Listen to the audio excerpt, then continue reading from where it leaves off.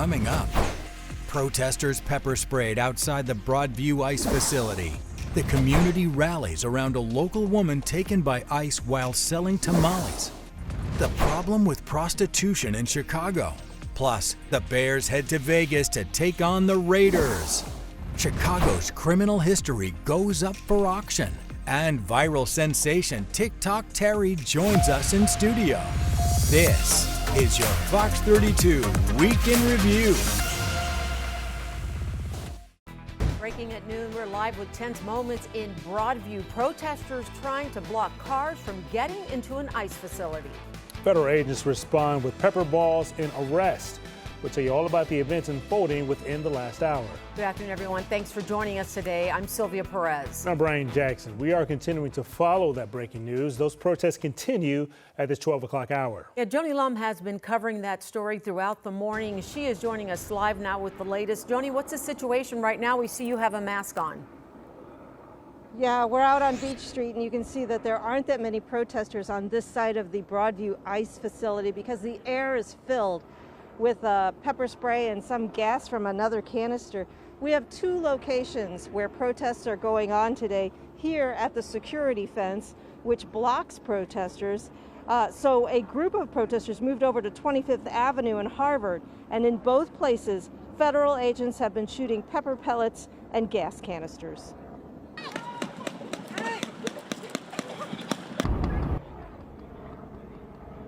Protesters surrounded an ICE SUV that was taking a different route to the ICE facility. Protesters say that they're trying to stop ICE from moving undocumented immigrants that they've arrested during Operation Midway Blitz. This disruption seemed to intensify, drawing fire. The agents also pulled a military vehicle to the security fence. An agent on top aimed a weapon while others opened the fence to tear down signs. One protester was tying ribbons with note cards to the fence when she was hit with pepper pellets. But with pepper bullets, the residue that comes up makes it incredibly difficult to breathe. Was coughing profusely, had to rinse my mouth. We had a nurse on site that saw me and made sure that I was okay. Oh, so it was pepper that got you then, yes. And you were right there. Yes. Was there a reason for that? Did you see something happen? There was nothing provoked on our side. From as far as I know, the three of us were literally signing on the fence, and we were the direct targets of the shooting. We looked up at the ICE agent, who seemed very amused with himself for what he had just done. We were standing here with a group of people literally doing nothing. There was no disturbance. There was no chaos. There was no effort to move a car in or out. They just shot at us as though for sport. And again, they are trying to dominate and intimidate, and we just are not going to be intimidated. That area that's off 25th Avenue, it is locked down. Agents put a protester on the ground there. This is one of two people that we are told are now in ICE custody. There have been multiple incidents at that location with gas canisters falling into the crowd. We have a live look now here at the entire area of Broadview. That second protest location, that is the focus right now. No one is allowed in or out of that area at this time.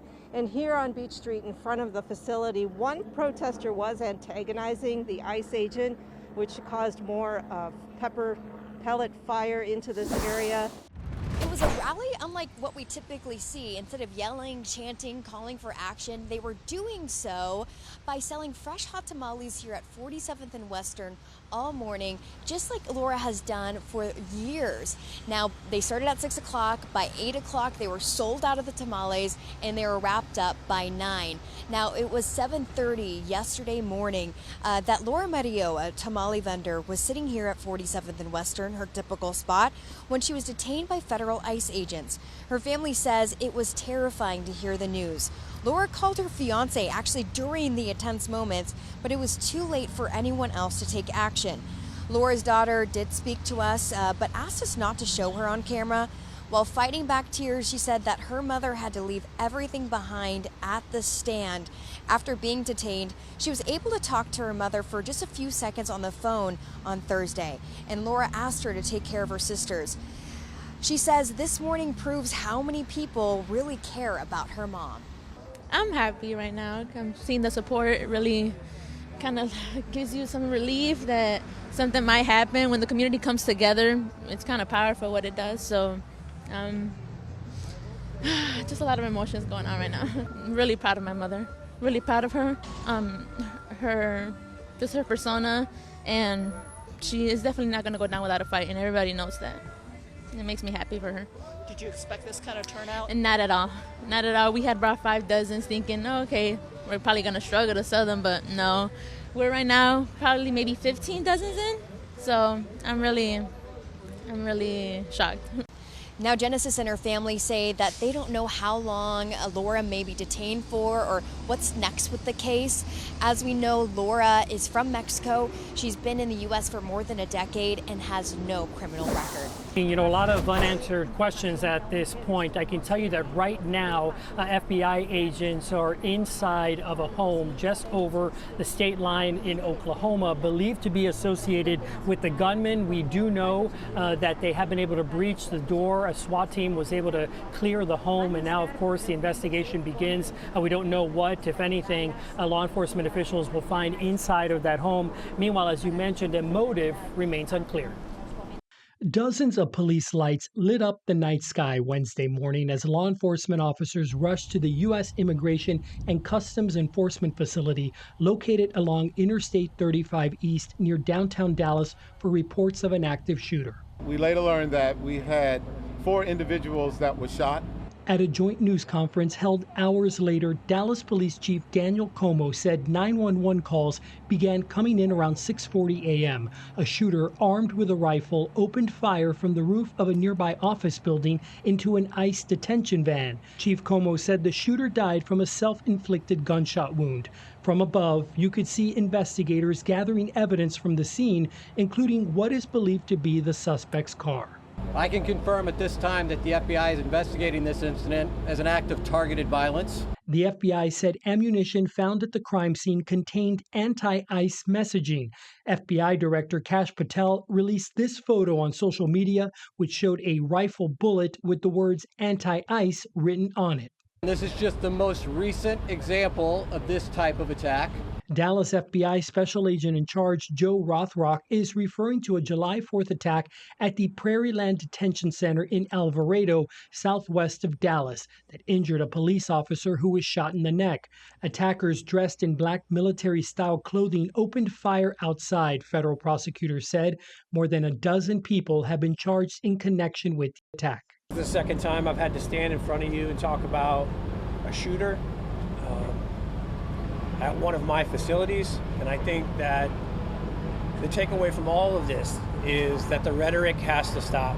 A sentiment shared by Texas politicians. So I'm going to ask you all to join me also in praying for this city, that we can come together at a time like this. We need to learn to work together without demonizing each other. The divisive rhetoric tragically has real consequences.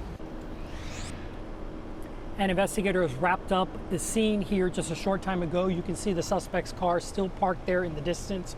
We do know that they did remove several items from there. It's unclear what they found inside of that car. Meanwhile, I can tell you that one of the victims is a Mexican national. The Mexican consulate says they have been in contact with their family, and he did suffer serious injuries. Well, community now demanding action. It starts at night and goes well into the early morning. Prostitution on full display in 2 Chicago wards. Tia Ewing shares more from the residents there who are calling for change.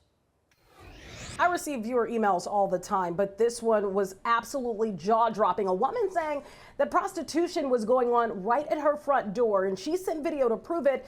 In the video, you will see this woman that we had to blur because she's only wearing a pair of high-heel shoes. No, wait, was that 5 in the morning, dude? It's 5 in the morning. Block this like a drive-through. Not only did we blur the nudity, we had to bleep out the sounds of frustration. Residents in the 22nd Ward and 23rd Ward say they've had enough of prostitution going down right at their front doors. It's out of control. Kids got to see this. We find used condoms on the curbs, on the streets. We see women walking around naked. It's happening night and day. Not even 24 hours ago, a resident in the community of Garfield Ridge sent us this similar video. Picking up the It shows prostitution actively taking place in Archer Heights and the Sleepy Hollow area too. Residents say it's been happening for months, specifically along Cicero Avenue between 47th Street and Archer Avenue, across a 5-block stretch in close proximity to Midway Airport. They're picking up young girls from wherever they're getting them and they're prostituting them on the streets. And this looks like a traffic highway between 11:30 to 5:30 in the morning. You can't even get in the alley to park your cars. That same resident says city officials in Chicago have turned a blind eye while the pimps sit nearby eyeing profits. So we're asking for the politicians, when you want our vote, like he said, you're out here and you're pacing the streets. Can you please be out here pacing the streets now? I understand that we don't have a lot of police, but I do understand we could get a couple police officers here to help us. Now, we did get 2 statements from alders. The first one from the 22nd Ward Alderman Michael Rodriguez says this: we have taken decisive action working alongside the Chicago Police Department. We have prioritized increased enforcement in the area, making this issue the #1 public safety focus for the local police district. In addition, we have brought in the county sheriff's office to provide additional resources and support on the ground. Alderwoman Silvana Tabares of the 23rd Ward acknowledged in her statement that prostitution in this area is a major issue, also saying this: additionally, we have coordinated with local civic organizations and city agencies to increase lighting, install additional cameras, and hold businesses accountable who allow solicitation on their premises. You heard it there, city leaders saying that enforcement is on the way, but residents say they will be looking for proof, not promises. Federal officials are sharing how that teen girl ended up more than 500 miles away from home. And tonight, the men involved are being held on immigration violations until the U.S. Attorney's Office files formal charges. A 13-year-old girl is safe after U.S. Marshals rescued her from a dangerous situation. She was reported missing by her family when she left home in Rochester, New York on September 11th and didn't return. Actually, there was 3 adult males that come to pick her up at the house when she steps out of her house, jumps in the car with them. And what we know at the moment is they drove about 10 hours to come pick her up. Then made the trip back to Blue Island. With help from the National Center for Missing and Exploited Children, through surveillance video and online communications, federal agents traced the girl's whereabouts to this block, near 119th and Gregory on the far north side of Blue Island. When U.S. Marshals tracked her down last Saturday, they found her in an apartment with 2 adult men, an 18-year-old and his 49-year-old father. ICE determined the men were in the U.S. illegally. U.S. Marshals Director Gadi Serralta says the teen girl had been communicating with that 18-year-old online. There was an 18-year-old that was either texting or some other online social media presence, and was able to bring her out and convince her to go with him. You know, and again, it's a 13-year-old child that can't make those decisions. Cybercrime expert and retired Naperville police detective Richard Wistocki says parents need to monitor the apps their children are using and who they are engaging with. Get monitoring software and put in their kids' cell phones, because there's no such thing as privacy for children. He tells us parents too often think it won't happen to their child, but he says it can happen to anyone. So the biggest mistake parents make is when you allow your child to charge their devices in their rooms at night, it's like you're allowing these traffickers and predators to go into your house. Oh, you're looking for her? She's down the hallway on the left. U.S. Marshals are not yet revealing which social media app those men used to connect with that teen girl. And officials say, and this is disturbing, but another teen girl was also found in that apartment during their search. They are working to identify her. Coming up, Bears, Raiders, the battle in Vegas. City Council and Granny Flats in Chicago. And grab your BMX and head to a world-class track in the suburbs. Bears definitely going to be rolling the dice, hoping to hit the blackjack against the now Vegas Raiders, and doubling down for 2 wins in a row. But of course, it's never a gamble when Sweet Lou joins us this morning. How you doing, Lou? Oh, I'm happy to be here. Coming off a win, Brian. What a great week it's been for us Bears fans, right? Yeah, we needed that for sure. Now, the Bears put up some monster numbers on the offensive side against the Cowboys. What can we expect out of Caleb Williams against this Pete Carroll-led Raiders defense? Well, we can only hope that they play as well as they did against Dallas, but I'm praying it wasn't fool's gold because Dallas's defense is awful. And sorry, Matt Eberflus, it's as bad as any defense in football. And Pete Carroll's defense is a little bit better, but not much, Brian. They're back seven. So their front four, the guys that chase the quarterback, the guys that stop the run up front with Max Crosby, pretty good. Their back seven stink. Okay. So Caleb should have plenty of opportunities to throw the football downfield, to find guys like Cole Kmet in the middle of the field, to find guys like Roma Dunze, who's off to a terrific start, leading the NFL with 4 touchdown grabs. So far, yeah, there should be great opportunity for the Bears to rack up points, but the Bears are still dealing with injury issues on the defensive side of the football. Do we think we get any guys back? Kyler, think he has a chance to come back? I don't think Kyler Gordon comes back. I don't think TJ Edwards comes back. So we're still going, I'm hoping Grady Jarrett spend some time off the practice field this week to get himself ready for the game on Sunday. Grady Jarrett's a veteran. Yeah. All right, 11th year in the league. He knows what he's doing. You still want him to practice, but if he can't, you'd rather he be there on Sunday. So I still think they're dealing with injuries on the defensive side of the football. They also might have to play this game without Darnell Wright on their offensive line.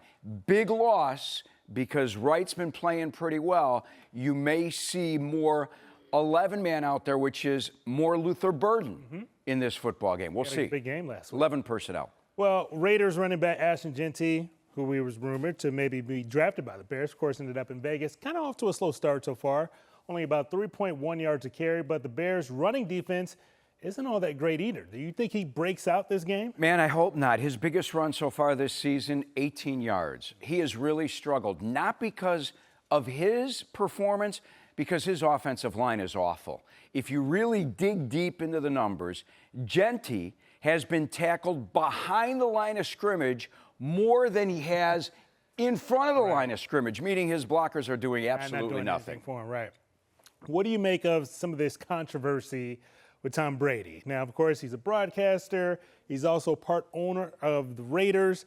Do you think there's anything to that? Is he giving the Raiders any inside information? Because, of course, he gets to meet with the coaches and some of the players for the Bears last week. Can I brag a little bit? I had dinner with Brady last Saturday, and Kevin Burkhardt and Aaron Andrews at my restaurant, and he is not getting any extra info, all right? I think it's been blown out of proportion. This is me. I get it. Fans out there are really upset. Ben Johnson doesn't tell, and I'm one of those media guys that sits in those private meetings, all right, with the coaches. You get very little inside scoop. So I don't think it's going to be any big deal. And listen, I don't want to hear excuses that because Brady was in the booth last week against Dallas and he called Pete Carroll, it doesn't work. Bears need to go out and win this football game. You know what? If they don't, then that's a problem, all right? Then people are going to say, well, yeah, they beat Dallas because the Cowboys stink. They need to follow it up with another win. There will be no home field advantage for Vegas. 50% of the crowd at Allegiant Stadium on Sunday will be Bears fans, all right? So the Bears should have no issues with the Raiders. Obviously, this is the game before the bye. If the Bears win Sunday, what grade would you give them for the first 4 games of the season? See, listen, I didn't think they'd get their doors blown off at Detroit, but I didn't think they'd win that football game either. All right, the Lions are still the cream of the crop in the NFC North.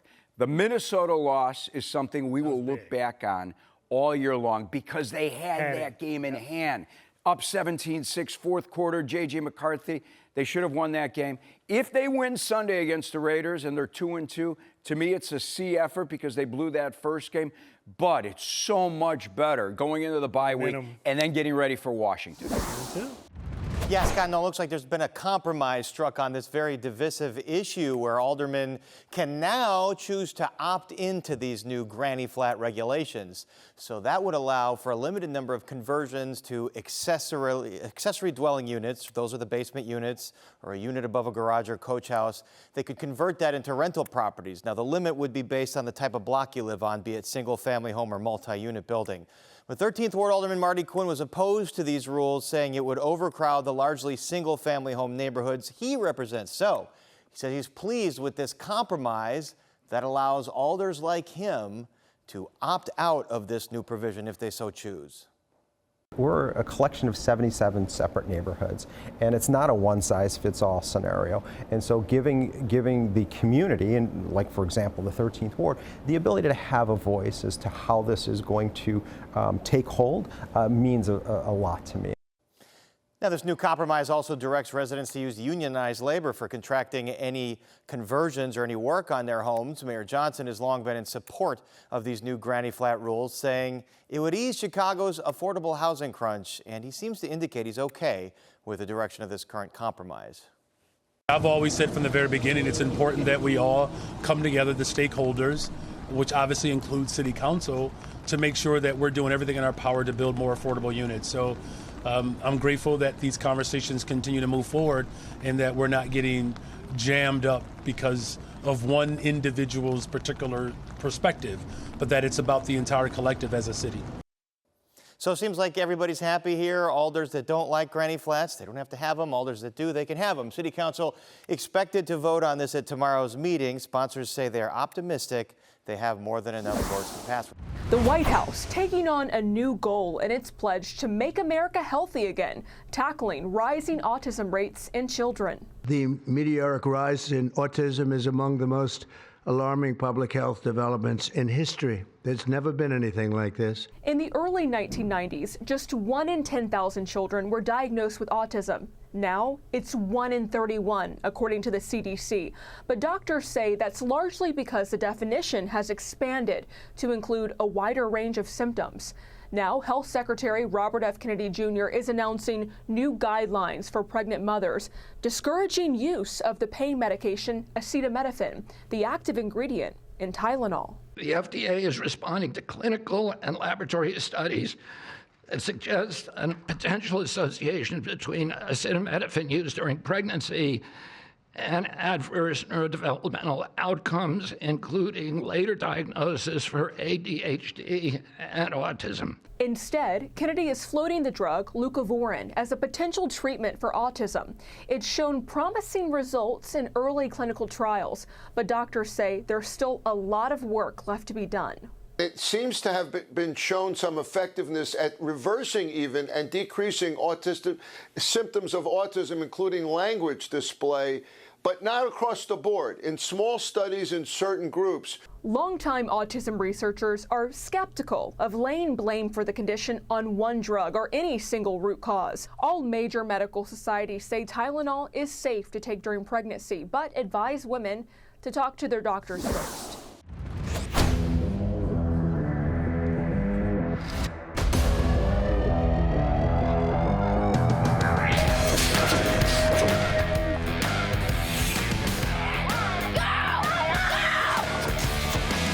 This is our actual 20th anniversary. We've been here since 2005.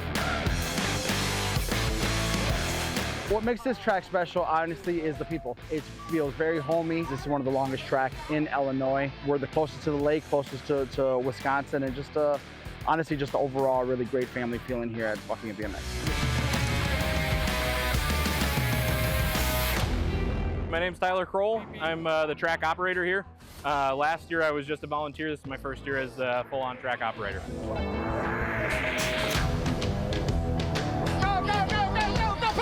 We're part of USA BMX, which is a national organization. The Olympics brought BMX back in 2006. Since then, it has been the fastest growing sport in the U.S. On your mark, get set, go!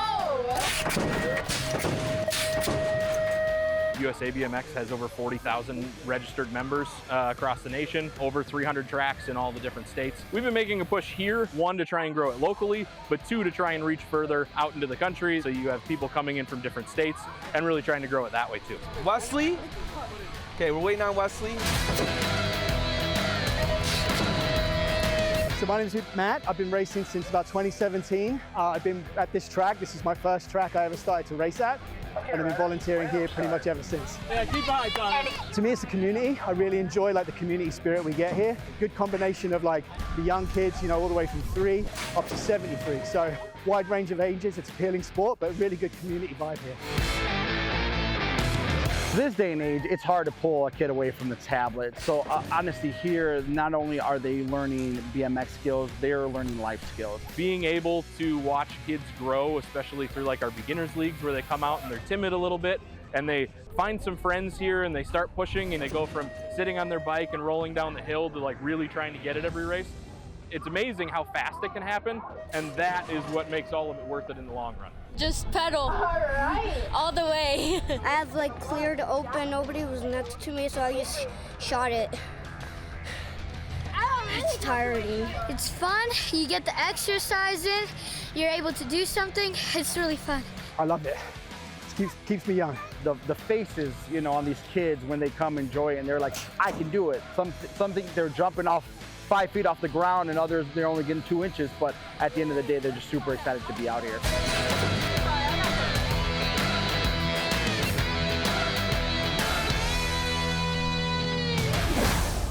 Coming up, auctioning some of Chicago's criminal history. The Wieners Circle and their surprise for Bears fans.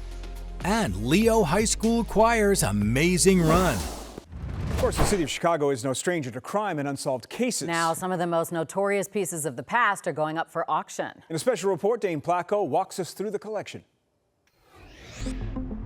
Potter & Potter Auctions on Chicago's northwest side looks like any other building in the neighborhood.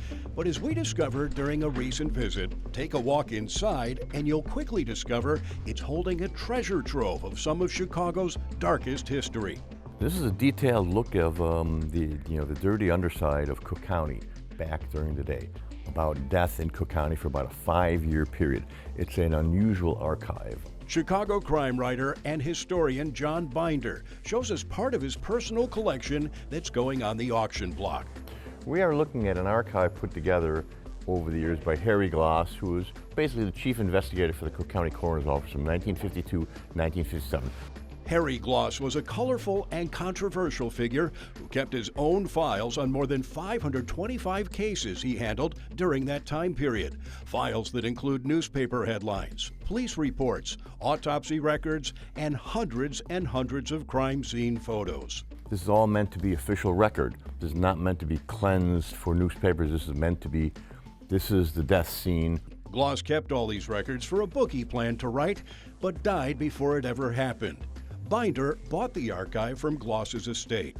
There's a lot of Chicago crime history in these boxes, huh? Exactly, especially when you have two of our most famous murder cases over the decades.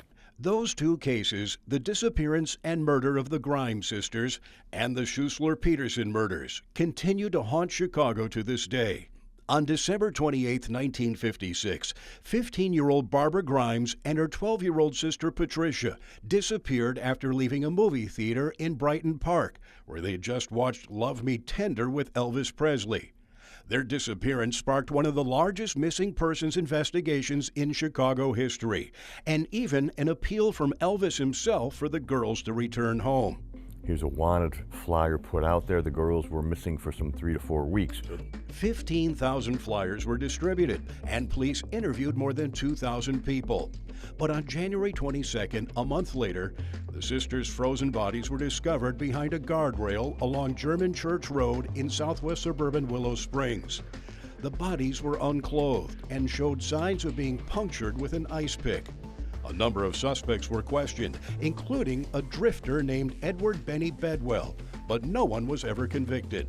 But it terrified the city.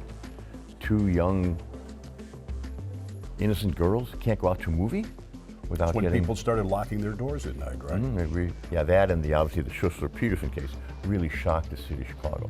Just 1 year earlier, 13-year-old John Schuessler, his 11-year-old brother Anton, and their 14-year-old friend Robert Peterson also disappeared after leaving a movie theater downtown, headed back to their home in Jefferson Park.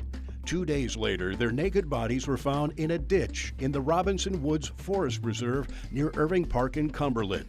For decades, the shocking case went unsolved. It was just a gigantic series of question marks until years later a known pedophile, Ken Hansen, shot his mouth off about various things to people he knew, and that they turned around and testified against him. Kenneth Hansen had been working at a Northwest Side horse stable owned by the notorious criminal Silas Jane, where police believe he lured, sexually assaulted, then killed the boys. Was Hansen one of the people questioned in this case? Yes, he was questioned by the police, 39 years ago, 40 years ago.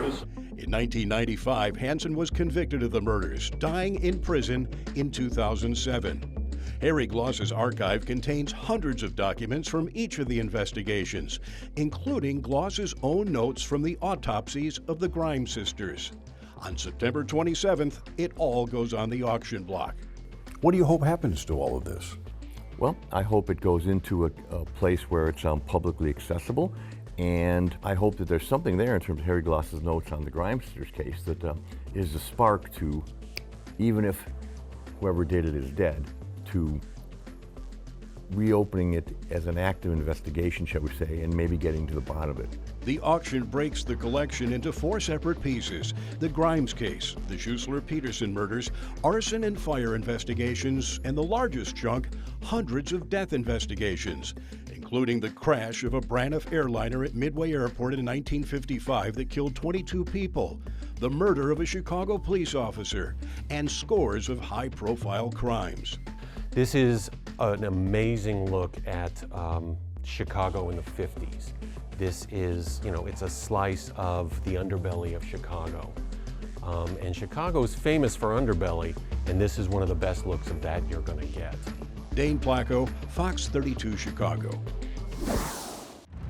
All it took was 4 touchdowns from Caleb Williams, and now Chicago gets a free dog courtesy of the Wiener Circle starting at 11 o'clock today. They're saying they've got actual thousands of dogs to give away, 1 per person. Of course, no purchase necessary. You don't have to come out here and buy one thing to get another. All you got to do is get in line. They're asking 1 per person, and they're asking you to maybe tip the crew generously. They got a lot of hard workers in there that are getting these thousands of hot dogs ready to go. It's all because of that 31-14 win over the Cowboys, America's team, on Sunday at Soldier Field. 4 touchdowns. They made the promise because of another viral tweet that happened last week. And I think they probably just flippantly said, yeah, sure, if Caleb Williams gets 4 touchdowns against the Cowboys, yeah, we'll give away hot dogs. No one knew what that meant. No one knew when it was going to happen, how it was going to happen, how many dogs are going to be doing it. But they got it figured out starting at 11 o'clock today, about 1,000 dogs. Hey, how we doing?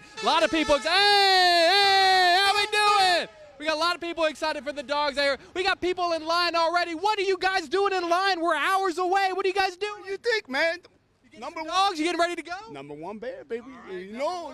Number 1 Bears fan, number 1 in line. Are you going to grab one of those dogs? Yes, sir. Now, they're saying 1 a person. Here's the deal. The folks back in the studio, they're kind of mad that they can't get one of the dogs. You guys think you could stick a few under your shirt? What do you think? I'll stick a few of them right inside my... We're going to get in fights at the Wiener Circle for you guys. Are you guys, now, we're 11 o'clock away. We got about 2 hours to go. Are you guys going to hang out here all day for a free dog? Oh, yes. Oh, yes, of course. Oh, come on. They've been I'm going to hang out with you guys. We've been taking selfies. We've been hanging out. We've been chatting. All right, guys. Are we excited? Is everyone going to hang out here all morning long? Yeah, everyone's here. We got some time. Whoa, what do we got? Look, we got some sort of a delivery being made. I don't know what all these are. Well, look, we got tomatoes, we got vegetables. Look, guys, they got the delivery being made. We got the people out here. I got to say, the numbers are increasing. We're about 2 hours out, 11 o'clock. There are dozens of us out here. All right, guys, we're out here at the Wiener Circle, Lincoln Park. Thousands of dogs kicking off at 11 o'clock, 1 per person, unless you want to get in a fight. And let's be honest, if anyone's going to fight you, it's the crew of the Wiener Circle. Exactly. As we toss it back to you guys in the studio. I can't imagine it'll be dozens for very long. No. Thank you. We want to introduce you to the largest land carnivore, but don't be afraid because she's one of the cutest things you'll ever see. We are at Brookfield Zoo, Chicago with the president and CEO, Dr. Mike. Tell us about Amelia Gray. So we are so excited to welcome Amelia Gray here to Chicago. She just arrived from Oregon Zoo, is a wonderful addition to our polar bear family here at the zoo, joining Hope and Hudson, our two other polar bears, and she's just been a real treat to have arrive. She is precious. She really is. And they are critically endangered. They are, yeah. So polar bear populations in the wild are continuing to decline. They're threatened under the U.S. Endangered Species Act, and really a number of different factors causing that population decrease. Primarily just loss of sea ice, so loss of the habitat that they rely on in the wild associated with climate change, and really a difficult thing for us to effectively protect and conserve because that's such a global problem. So really those everyday actions that we talk about to just help to protect our planet have great impacts for polar bears. Why was it so important for you to bring a female polar bear to the group? So we've had Hope and Hudson in a breeding situation for a few years now and haven't had any success with cubs, and there's some scientific evidence out there that having multiple females at the same facility can help to bolster that reproduction. So we're hoping that Amelia Gray will have a positive effect on some cubs with Hope and Hudson, and then down the road that she herself will also have some cubs. Where can you find them in the wild? So they're really around the entire polar region. So anywhere where there's that sea ice and opportunity for them to hunt effectively. So most of their diet is seals. And so anywhere that they can maintain access to a seal population, you'll find them. So northern Canada, Alaska, around to Scandinavia, Russia. How does she feel about the temperature now? Because we're in the fall and it's a little warm. It's a little muggy today for sure. So she has a very cold pool there available to her all the time. All of our habitats have those pools in them. We've got air conditioning inside the building, but they tolerate the warmer weather fine. It does get warm in the summertime in the southern part of their range, as long as they've got the ability to cool off. Well, we loved seeing ya. Welcome to Chicago, Amelia Gray. You can come visit her and all of her friends here at Brookfield Zoo, Chicago. Wednesday night, the Leo High School Choir closed out their America's Got Talent journey. And what a journey it was. It was amazing. The young men fell short, though, of that $1 million prize, ending their historic run on the national stage in 4th place. Judge Simon Cowell left the choir with some parting words, quote, "You're going to inspire so many people," and they did just that. In just the last 3 months, the choir, as you know, has taken the all-boys Catholic school from the south side of Chicago on Sangamon to the forefront. The choir has performed at Pope Leo's Mass, at Rate Field, a game at Wrigley, and of course they became a household name with their performances on America's Got Talent. The Leo High School president joined our Good Day Chicago team this morning to talk about the choir's journey. We're so proud of the boys. I kind of liken it to college basketball. You know, at the start of the season, who wouldn't want to go to the Final Four? And we made it to the Final Four, and we're going to celebrate that. You know, obviously, you get that close, you'd like to win it. But on the other hand, Final Four, you know, that's a pretty good showing. And also just the way they represented us, not just the school, but the South Side and the city. You know, they knew they were out there doing it for Chicago, and they really took that to heart, and they took it as a responsibility, and they did great. They really, really performed. You know, 10 years ago, 12 years ago, we were sort of down for the count. There was a lot of, oh, I didn't know Leo was still open, or oh, when's Leo going to close?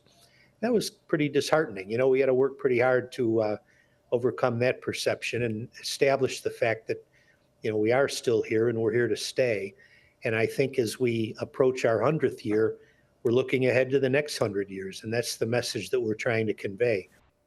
100 years, and for more than a decade, Leo High School has had a 100% graduation rate. 94% of graduates have continued on to college. He was saying that there are more people applying now, of course. I love that. And he said, I was listening to it this morning, that people are saying, oh, and my child sings. Oh, yeah. Now, that's what's interesting about these guys, because they were not necessarily a choir group, right? No, the choir director. Yeah, she was saying that there were some that had no music experience at all. Which blows my mind. Isn't it something? Yeah. I'm so happy for them. Yeah. They are winners, for Congrats sure, to them. right? We're going to talk to them.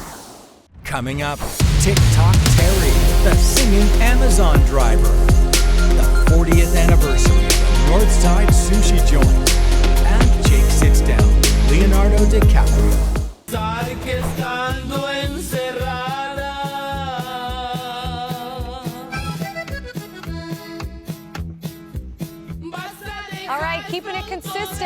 recognize our next guest from some of his viral TikToks. He has thousands and thousands of fans. He's got the same sunglasses on right now. Terry Turner, better known to his million-plus followers. Million plus? Million plus. Holy smokes. TikTok Terry is his name. He's a Chicago-based Amazon driver whose infectious energy, love for Latin music, and hilarious videos have made him a breakout star. We are so excited to have you on the show this morning, Terry. Thank you so much for having me. Yeah, so tell me how this all began for you. You know, as a kid, I was always a class clown, so I just knew that, you know, right away I love making people laugh. It brings me joy to make people laugh. And then when social media became a huge thing, I just, you know, once I realized that my energy and my content can, you know, reach out to the entire world, it just made me like, okay, all right, cool, you know. So yeah, it's just it's a beautiful thing when people message you, you know, from other countries saying, hey man, I really appreciate your videos. It makes my day, and I was having a rough day, but seeing your videos, it makes me feel so much better. So I really appreciate the energy you're putting out. And that right there makes me feel so great about that. That is awesome. There are some really good people out there from every corner of the world. And for people who have not witnessed your energetic videos, as we said, give us a little sampling of what's in store if they check out the TikTok page. You check out my page, you're basically gonna see a lot of family content, a lot of, you know, my wife is Mexican, so I kind of, you know, just do the whole thing where, you know, what it's like with being married to a Mexican wife and, you know, having biracial kids. And it's just a whole bunch. It's me dancing, me playing sports. Like, I'm a jack of all trades, so I just try to put out a lot of content. Did you know any Spanish? Were you a Spanish speaker before you met your wife? No, I was not. But I did, and I loved the music. As a kid, I was brought, my nanny, she was Mexican. And she would play a lot of Selena songs, and so you know, I was raised in a predominantly Hispanic neighborhood. So you know, as I got older, I just kind of fell in love with the music, and then once I, you know, ended up marrying my wife, you know what I'm saying, she just kind of broadened my music with the whole, like, letting me know like what's a good song that everybody recognize and whatnot. So it has to be so helpful for the kids too, to like recognize where they came from, like where their roots are.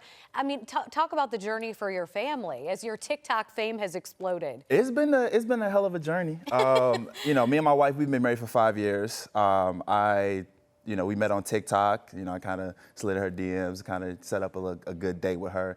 And, you know, we have 2 beautiful daughters that we want to make sure that you know, they learn Spanish and they're able to know exactly where their mother came from and whatnot. So it's been an amazing journey as a family man. Okay, so one of your most viral videos, you asked non-Hispanic people which Spanish songs they could sing word for word. Yeah. And was there like one predominant song that everybody knew the words to?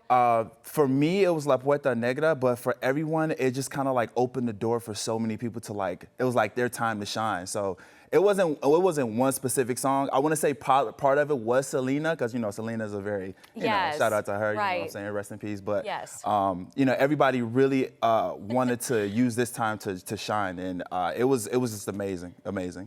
I love the combining of cultures. That's really fantastic. And then you've also caught the attention of some pretty big Latin singers. So who has reached out? You know what? It's been, I'm so grateful that a lot of them kind of reached out. But the ones that like come off the top was like Banda Mese, Ramon Ayala, Jenny Rivera's sister, Conjunto Primavera. I just really appreciate that, you know, they comment on my videos and, you know, give thanks to them and whatnot. So. Oh, and happy Hispanic Heritage Month. That was my last question. We're out of time, though. I know you're going to be celebrating big. You're going to be doing it big on your TikTok Terry page. Yes. Terry, thank you so much for joining us. Yes, absolutely. Lawrence Fish Market, a name synonymous with fresh fish and unbeatable prices for 40 years. They started out as wholesalers. So many restaurants, but they are so expensive. Yes. But we want to give the customer is a reasonable price that we give it to. That's how we start for carry out and party tray. And take a look at these party trays. It's what they're known for: sushi, maki, and sashimi options, just to name a few. They're also known for serving up the freshest seafood at unbeatable prices. Tell me, if you can, what what a piece of sushi here costs, okay? But I want to compare it to if I went to another restaurant. Like, tell me the difference. Usually almost double price. Really? Oh, Double yes, the price? around, yeah. Depends on what kind of item. But most were so cheap, low price. Takashi Lita pioneered the idea of a sushi fish market in Chicago long before sushi was cool. His vision was simple: bring high-quality, affordable sushi to the masses. The fish is flown in from Japan and sliced and rolled with precision. It's been named one of Chicago's most hidden gems and ranked among the city's top sushi spots. Locals swear by these party trays. Variety of the rolls right there, as you see, there was like spider roll, California roll, banzai, moonlight, kamikaze. Lawrence's newest location is a sit-down restaurant in Chinatown with a counter and waiter service featuring expanded offerings like ramen, poke bowls, and other options. But the heart of the menu remains the same fresh fish, rice, and a legacy that just continues to roll on. I'm starving. I know, isn't that beautiful? Now, the original Lawrence is located in Albany Park on Lawrence Street. It's super small, there's not really much seating, but the newer location in Bridgeport/Chinatown, as you see, has plenty of places to sit down, and they have regulars all the time. Lou Canellis just walked in and goes, "Oh yeah, Lawrence, oh my gosh, it's so good, it's so affordable." It looks so That's what they're known for. As you mentioned, not to be confused with Lawrence's Fish and Shrimp, Exactly. which is a different company. Two different places, and you will just be shocked at how much you're going to save at this. And plus, it's so cool because they've been here for like 44 years or so. And just to think that he started this when he was young and he brought this to Chicago and people really weren't as familiar with it, and the legacy continues. How about that? Right, Lawrence's Fish. Yeah. Gentlemen, thank you for taking the time. Good to see you again. Good to see you. Mr. DiCaprio, I'm going to start with you. Obviously, you're an actor who has always gravitated toward amazing directors. You think of Mr. Scorsese and Spielberg and Nolan and Tarantino, and obviously now we're adding Paul Thomas Anderson to the list. I would love to know, from your perspective, what do all great directors have in common? Because those are all wildly different storytellers. And an extension of that, do you have a favorite or a memorable piece of direction that you've loved over the years? I think probably my first film-going experience as a leading man in a movie was in This Boy's Life, and the director told me pain is temporary, film is forever. When you first arrive on that film set, it's just it's a whole different ecosystem and environment where I got to watch, Robert De Niro perform in front of me. You just learn so much. But as far as being able to work with these directors, look, it's pretty simple. I looked at, being able to work as an actor is like winning the lottery. I think Benicio can say the same. You get these opportunities, you go, okay, for me it's going to be a marathon. It's not going to be a sprint. And hopefully along the way you have hits and misses. People connect with certain movies or they don't, but you at least try to achieve something artistic in the process. And it's a director's medium at the end of the day. We're seeing and immersing ourselves in these storylines through their landscape, their eye. And that's why, being able to work with directors like Paul and the people that you mentioned are so absolutely important to me, because the wrong stories in the wrong hands can sometimes just not work out. What time is it? I don't remember that part. All right, let's just not nitpick over the passwords. Speaking of not working out, I think one of my favorite plot lines of any movie in a long time is Bob's inability to remember the passwords and the code phrases at the most inopportune and awkward times. You guys have had such amazing careers. Looking back, what was the worst, most inopportune, awkward moment where you blanked and could not remember your line? Line. Maybe he already has. I think we've had those moments. Yeah, of course. Right now. Embarrass yourself like that in front of all those damn people. Has there been like a co-star that you've stood in front of and just thought, I cannot embarrass myself in front of this person at this moment? Oh, yeah.